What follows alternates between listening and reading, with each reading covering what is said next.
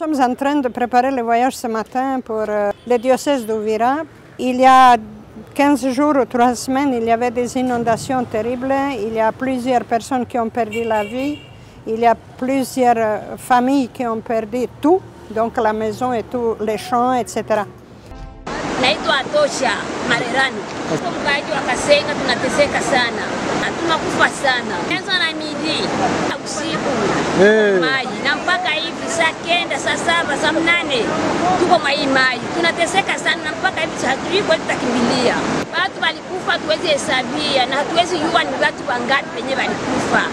Bamingi hakuonekana. Naomba lete tusaidie sana, msaada tupe msaada sana, tusaidie sana. Nisiamua sema ni mmoja atasaidia, asaidie kila mtu.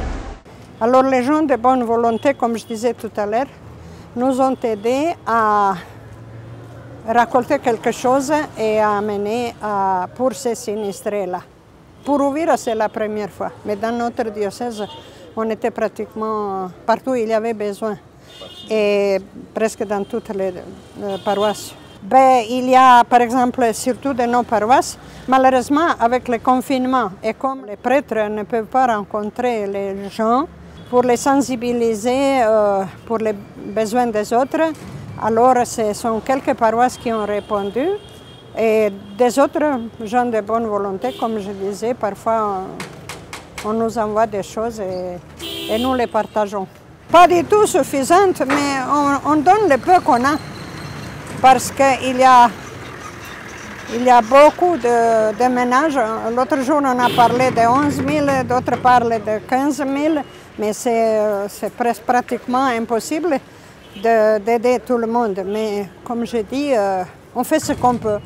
Nous avons surtout les objets scolaires, un peu de vêtements de deuxième main, des souliers, un peu du lait, aussi qu'on nous a donné, des cahiers et des histoires comme ça, ustensiles de la cuisine. Nous nous préparons pour aller à Uvira pour apporter l'aide et la contribution des chrétiens de Bukavu à leurs frères et sœurs d'Uvira. Nous voulons mettre dans les mains du Seigneur notre voyage et notre visite à nos frères d'Uvira, que le Seigneur puisse nous accompagner à l'aller et au retour. Au nom du Père et du Fils et du Saint-Esprit. Amen. Nous passerons par une route, donc Nyangezi et escarpement de Como, c'est ça.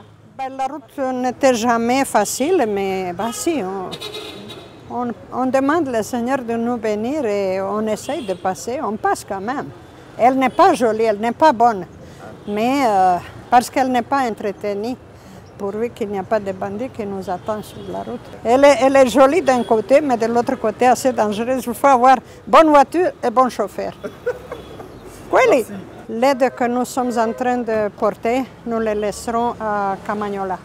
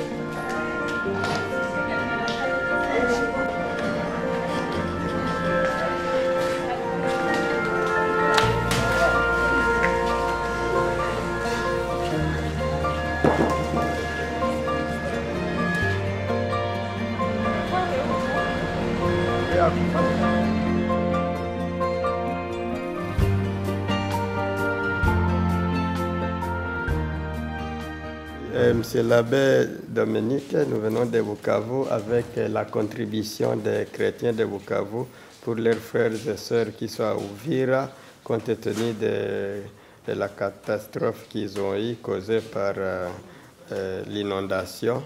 Vous leur présenterez nos compassions, dites-leur que nous sommes en union de prière et présentez ça aussi à son Excellence Monseigneur l'évêque.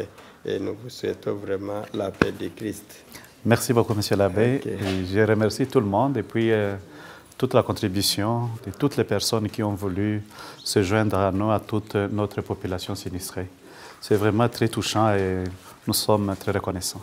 Merci beaucoup. Comme aujourd'hui, c'est des gens de l'archidiocèse de Bukavu, c'est fréquent que quand il y a des problèmes à Uvira, on est toujours des cœurs et puis c'est des gens qui nous tiennent toujours la main.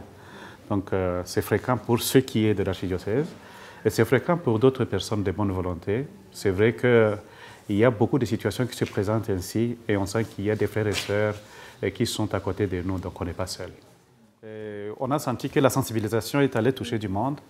Bon, on sait que c'est un moment où les gens ne sont pas présents à l'église, mais regarde que la sensibilisation a pu toucher quand même du monde malgré le manque des célébrations dominicales. Donc on sent que les gens sont sensibles et cette sensibilité ne date pas d'aujourd'hui. Ce qu'on a connu comme sinistre, c'est des inondations provoquées par la crue des rivières, Mulongwe, et Kavimvira particulièrement, et puis Nyarumanga après. Et aujourd'hui, il y a d'autres, vous avez entendu parler du pont de Runingu et des Sanga qui sont coupés. Et donc, le gros, c'était d'abord ces inondations, mais qui sont venus rencontrer la montée des eaux du lac. Parce que le lac Tanganyika, en ce moment précis, il a avancé d'à peu près 20 à 25 mètres de son lit habituel. Donc, il y a beaucoup de maisons qui ont été touchées, il y a des personnes qui ont été emportées, il y a des biens qui ont disparu. Ah donc, quand on met tout cela ensemble, on se dit qu'il y a beaucoup de besoins. Mais ce qu'on vient de recevoir entre dans les cadres des gaps que nous avons à couvrir aujourd'hui, parce que si on regarde tout le contenu qu'on a, certainement que ça va aider à calmer, à soulager la misère du peuple qui est là en attente et qui est regroupé en majorité dans des sites d'accueil. Donc ça, c'est vraiment un grand appui sur lequel nous comptons et que nous allons, en arrivant, nous allons le dire avec beaucoup de joie que ça vient de nos frères et sœurs de Bukavu. Nous avons dénombré jusqu'à 40 sites d'hébergement. Donc, il y a des écoles, il y a des églises, il y a des maisons de regroupement, des shirikas comme on dit. Donc, des personnes qui sont là en attente de l'aide d'abord matérielle comme on l'a, mais aussi des personnes qui attendent d'être délocalisées pour qu'on aille leur construire des logements ailleurs.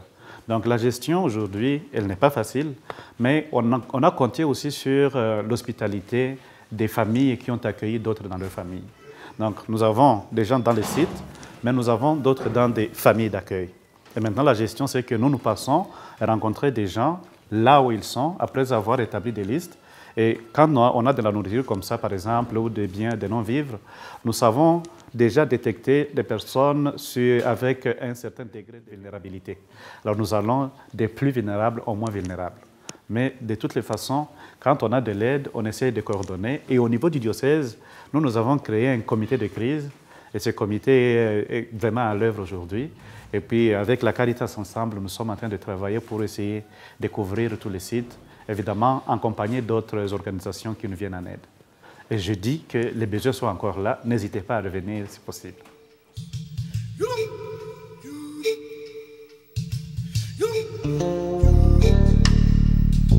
You